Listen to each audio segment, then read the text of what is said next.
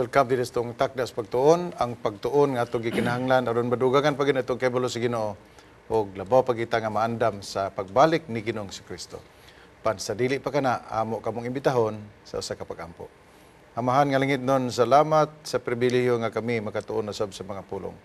Salamat sa balang Espiritu nga mo'y maghatag ka namo og salabutan, ug salamat sa imong paggamit sa Hope Channel team, Hope Channel Philippines Mindanao, nga maghatod sa mensahe ngadto sa tanan nga mga katawhan nga maabot nining mensahe, ug salamat sa pagtubag sa among mga pagampo sa ngalan ni Ginoong si Kristo nga among manuluwas. Amen. Ako naghatod sa pagpangumusta ngadto sa tanan nga mga nagsunod din itong programa, ug dinhi sa ato ang studio, ang atong mainstay permanente nga kauban dinhi, Ma'am Shirley Aguinaldo. Ma'am, welcome sa ato ang ikaduha nga pagtuon sa Taknas Pagtuon. Ang kumusta usab ako sa atong mga suki na gyud nga mga televiewers sa atong programa Taknas sa Pagtuon. Ug sa ato ang mga nagapaminaw sa radyo. Happy Sabbath kaninyong tanan. Hinaot nga kita magatubo samtang kada semana magatuon tag mga bag-o nga mga reminders. That's correct. Leksyon alang sa patubo nato sa atong masuod nga relasyon diha kang Ginoong Hesus. Og diri sab sa akong tuo, Dr. Roger Nomos. Welcome, Pastor Roger. Thank you. Pasalamat na pod kita sa Dios ining takna. Abi-abihon nato itong magigalahan sa kaumahan, nagapatalinghog og nagatan-aw ini nga programa. Hinaot nga sa atong pagpadayon sa tan-aw nini nga programa magatubo kita sa utoknon og sa espirituhanon. Og dili na to kalimtan ang atong nakadagan nga radio stations. Tug kay sila lig-on kayo nga galimiton sa Ginoo, Ma'am Shay, Dr. Roger. Do na kitay napulo na karon ka mga radio stations, og atong i-mention ang DXME Mati. Ang napulo diri ra na sa Mindanao, Diri sa Pastor. Mindanao. Congratulations, So, praise the Lord. Mati. Salamat kayo mga kaigsuunan, mga higala nga nagasunod sa radio station sa DXME sa Mati. Ang atong manager nga si Vladimir Ondalok, Pastor Vladimir Ondalok. Greetings ngadto sa tanan nga mga nagasunod niini sa atong programa din sa DXME. Og ang DXHS sa Tagum. Wow. Silingan lang, naga-broadcast gyapon sa ato ang nagahok sa atong programa sa Takdas Pagtuon. Ang DX, bag-o lang nga na-inaugurar nga radio station, ang DX HD Matanaw, South Philippine Adventist College.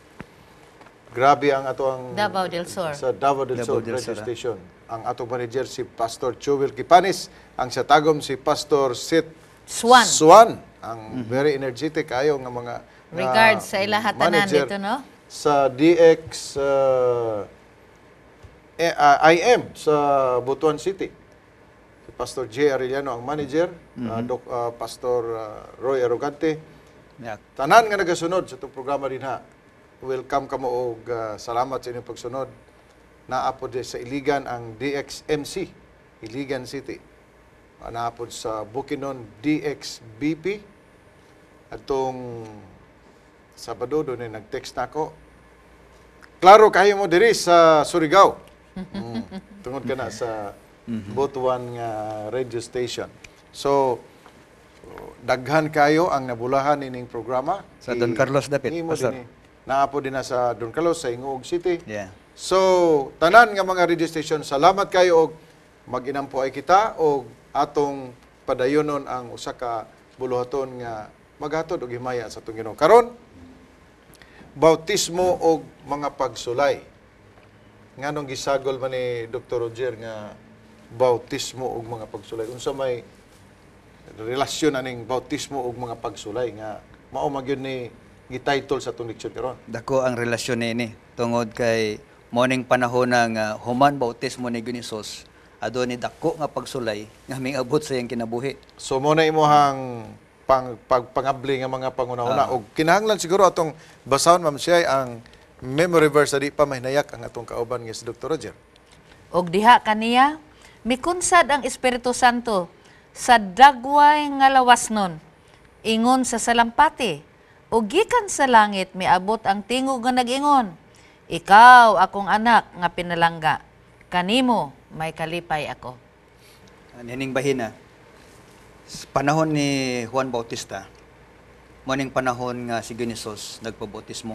Sa diha nga nagwali si John the Baptist John may the tungod sa Baptist. gingarian. Yeah. Preparing the way of the Lord. So sa pagministeryo ni Ginisos, iya gyud na himo ang proseso. Tungod kay ang bautismo, kinanglanon gyud mo nay entrada sa pagministeryo. So panahon sa pagwali ni Juan Bautista, ang tumong sa iyang wali paghinulsol. Paghinulsol. So ang tao nga maghinulsol, modangat gyud dadto sa publiko nga pagtugyan sa iyang kaugalingon. Mao ang bautismo. Mao nang bautismo. Kay kung mawala ng bautismo, mawala po ang significance sa iyang pagtugyan. So public renunciation man ning kwan bautismo. Ang bautismo buti pasabot gi pakita lang sa presensya sa balang espiritu nga naga-converter kanimo sa imong kasing-kasing. Iya. So wala public manifestation na lang ang bautismo. Pero gusto na to makonektar kining bautismo ug pagsulay. Yeah. Asa man gyud maguna?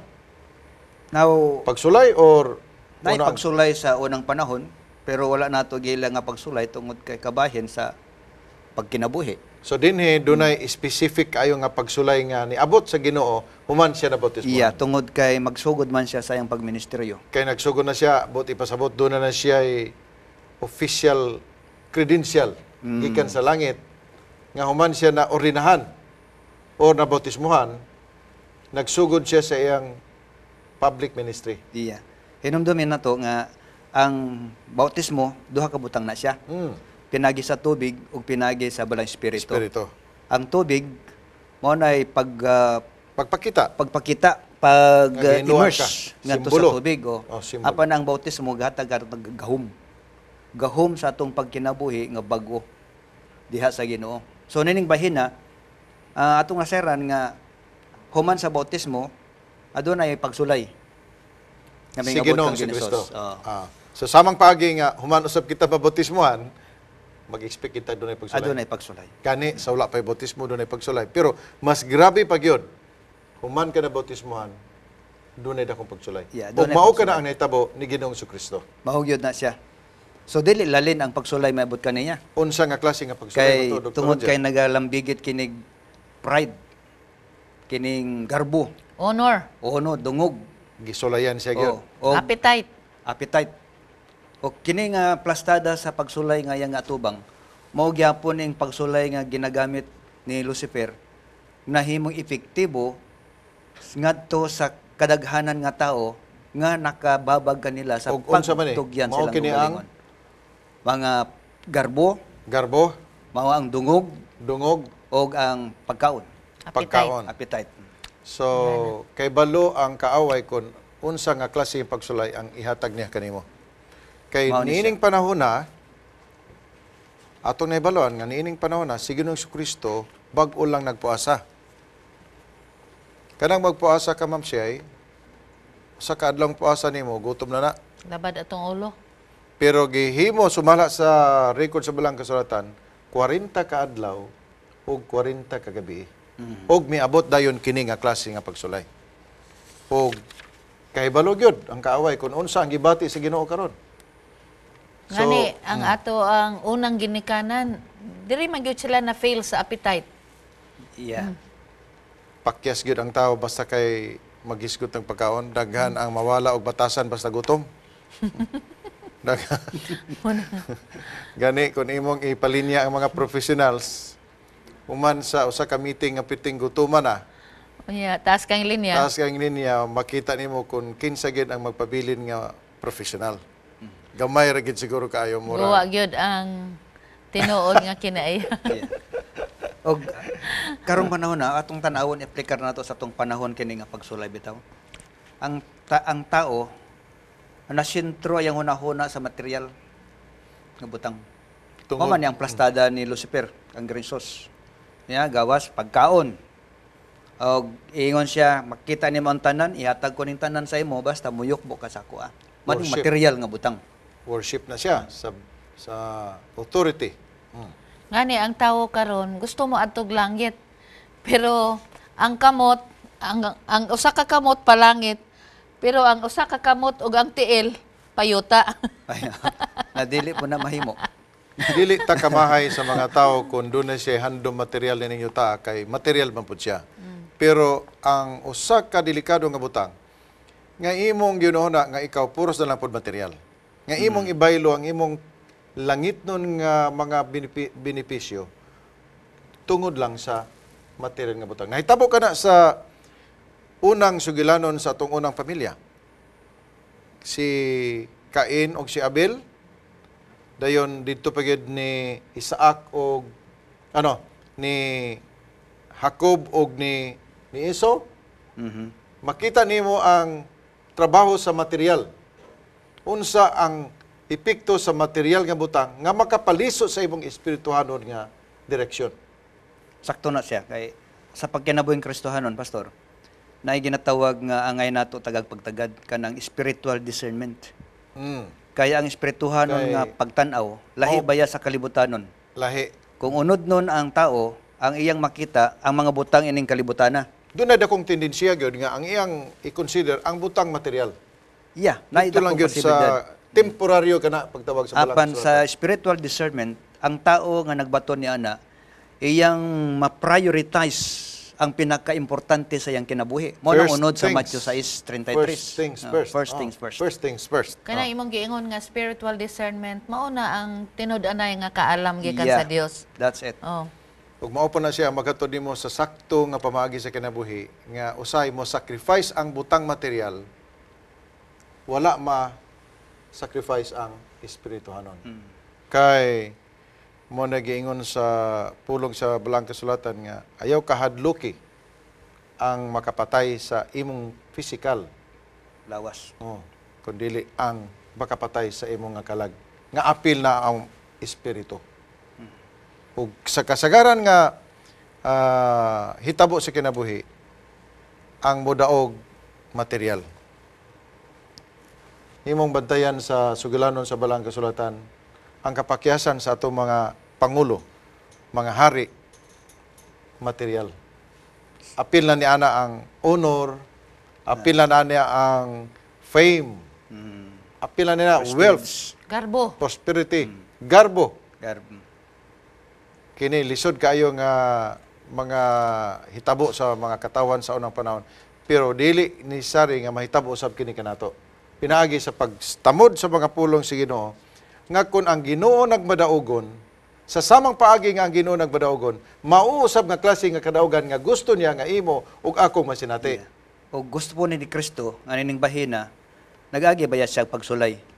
O gipadayag ni Ginisus, nga ang tao dili lamang mabuhi sa tinapay. Apan ang kaimportansya sa pulong sa Dios, nga ngay nato tagag pagtagad, mao na ang mubuhi sa atong espirituhanon nga pagkinabuhi. Ang iyang ehemplo maoy ato ang inspirasyon. Yeah. Ang iyang Mubalik gihapon ta sa Matthew 6:33. Place me number 1 in your life, That's it.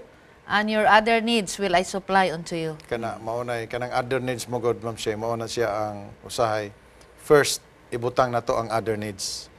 Wala biya ang sa meeting sa ini committee, wala biya gidisguti ang other matters sa primero. Usually ibutang gina sa last. Mao unta gid po na ang atong agenda sa atong kinabuhi. Kinabuhi. Nga ang other matters last gina Last siya. na siya. Dili na siya pasabot nga negative ta ng butang material. Naaman po yung pagkatao ng siya, Pastor Roger, nga negative na po sila kay sa material. Ang ilahan ng material, puros na po dautan. Di na po na maayo, nasubra Dili na po na.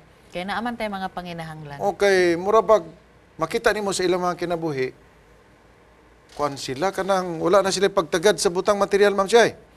Dili na gani sila magtukod og balay kay or ginay mga theory sa unang mga panahon. Dili na paeskwelahon ang mga anak. Di na pa-eskwelahan ng mga anak kay saan man ang kalibutan naman kay na.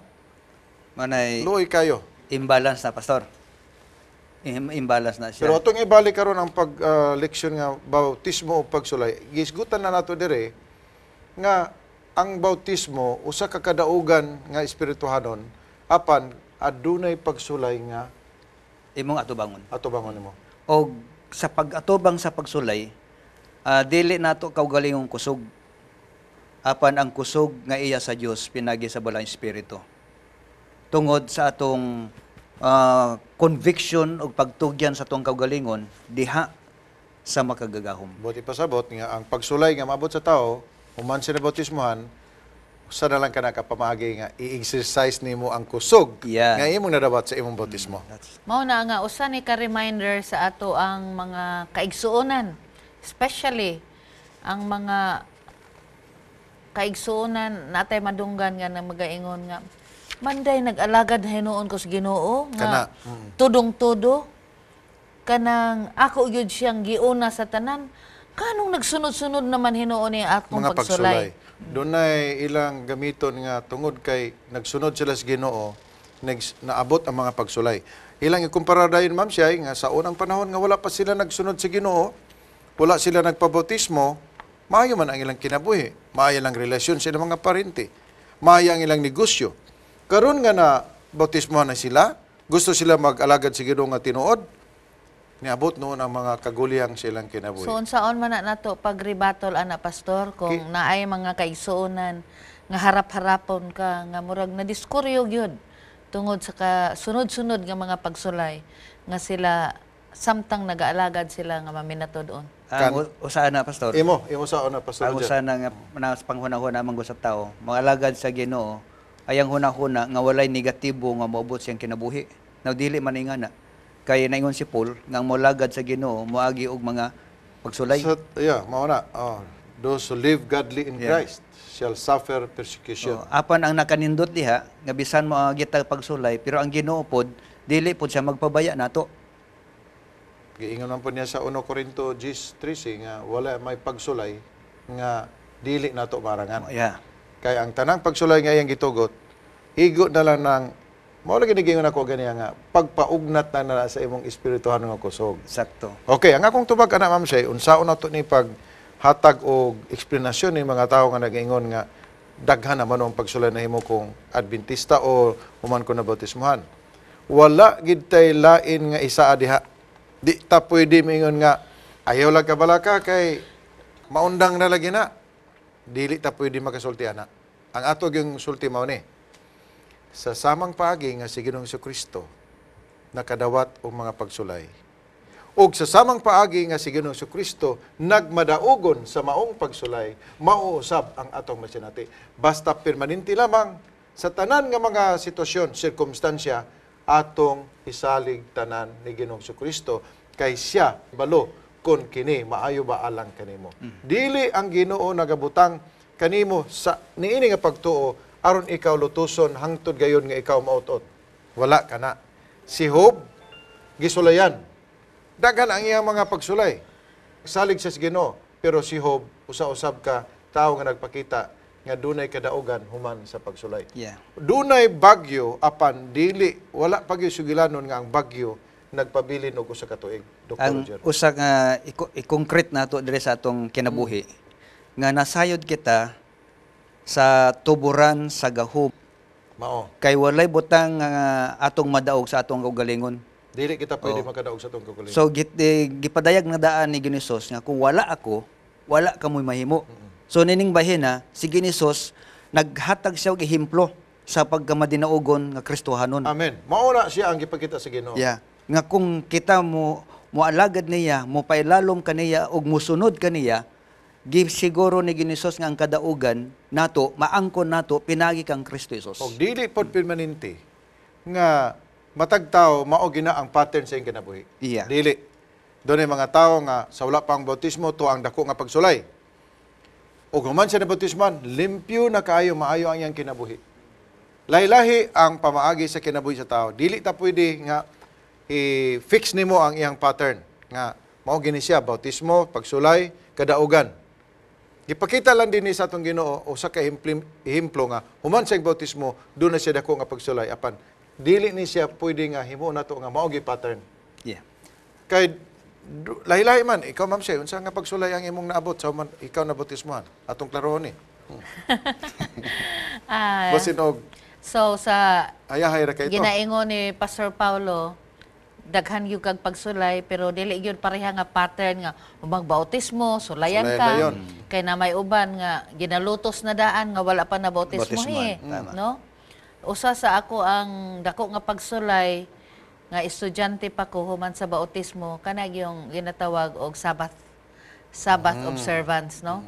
Pero nalipay ko nga kauban sa ko igsuon kanang naaron sa Amerika magdinasigay ming duha kay Kamurang napuyo kami duha. boarding house. Kamuran duha na bautismo. Oh, Ma'am nami Shay. sa syudad. Unya ang among kauban nga 16 ka mga igagaw namo.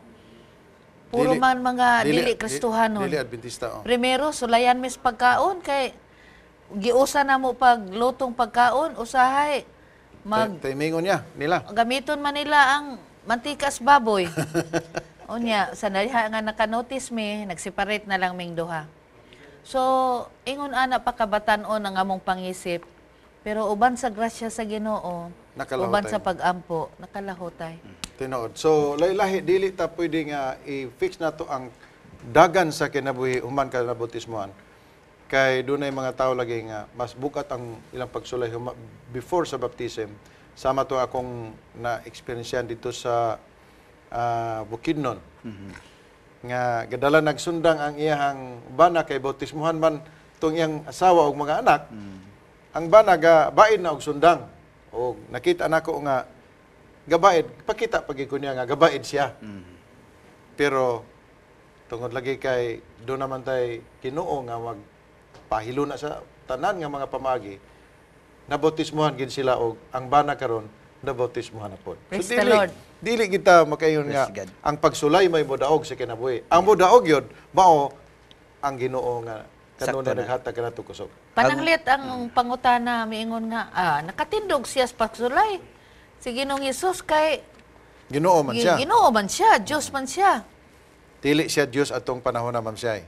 Kompleto siya nga tao sa diha nga gitintal ang atong Ginoo.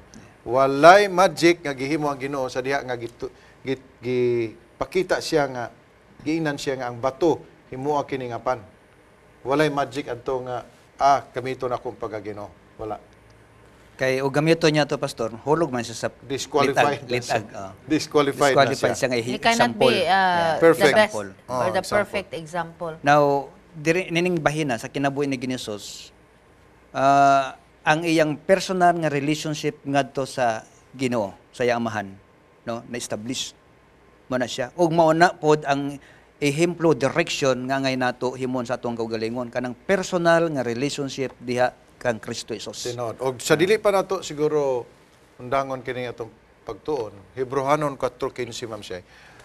Mao na siya ang mohatag og silyo sa tanan nga mga sa tanan nga mga Kristohanon nga moagi og mga pagsulay. Ang Hebrehanon 4:15 doon na siya perfect kaayo nga description kung unsa gayud ang kinabuhi kung kita Atong magasunod basahon. sa Ginoo.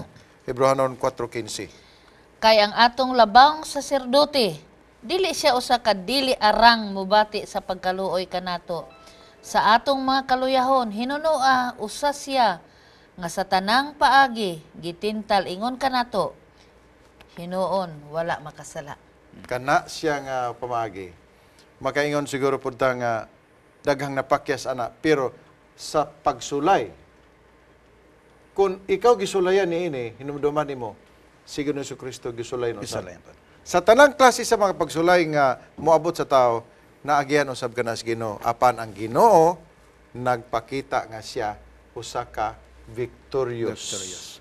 Ako nakita nga usa sa pinaka sure nga pamaagi nga nakatindog si Ginoong Hesus sa pagsulay is his Connection. connection gyud Mao with na the siya, Father. Ang iyang pagampo. Mao ra gina.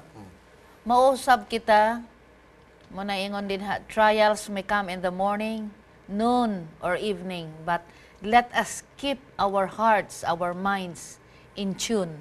Amen. Amen. Jesus. So dinhi gisiliuhan ang usa ka panghuna-una nga dunay kadaugan dinha ni Ginoong Kristo. Tungod niini nga kadaugan, aduna kitay kasiguruhan nga kitang tanan makaabot dito sa langiton nga puloy-anan ug didto sa langit magkita tang tanan lunlon kalinaw, lunlon kalipay. Paminawa to ang awit tugang inspirasyon sa atong pag-alagad sa Ginoo.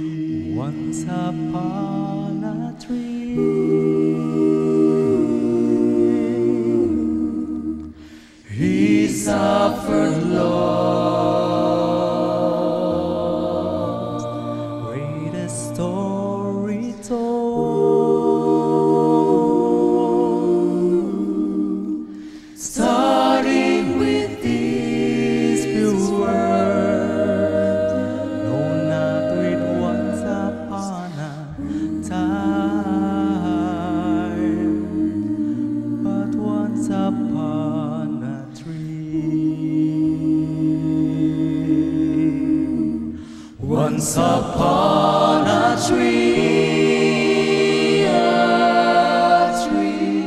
Daghang salamat Ginoo sa leksyon nga among natun-an.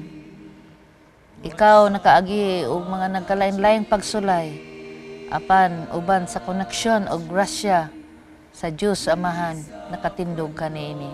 Tabangi kami sa suod nga koneksyon diha kanimo adlaw-adlaw sa tanang oras nga moabot ang mga pagsulay pero kami uban sa imong grasya makapadayon sa pag-alagad kanimo nga maminatud-on hantod sa adlaw sa imong pagbalik. Bugkusa kami sa kalinaw, gugma, panalangin o kapasayloan kining tanan among ginapangayo sa ngalan ni Ginoong Hesus. Amen. Amen.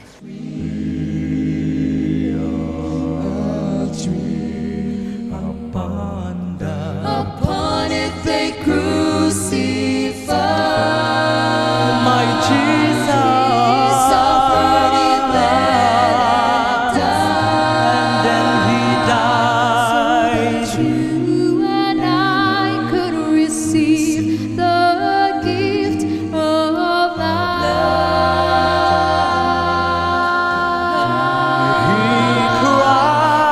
He cried at Gethsemane. Let this cup pass from me. Then he died. Then he took up his cross, the Savior of man, to be for you, for me, to be once upon a tree. He died at Calvary, once upon a tree. He suffered loss, the cost, greatest story told, yes, ever told, starting with these few words, no, not with once upon a time, but once upon a tree.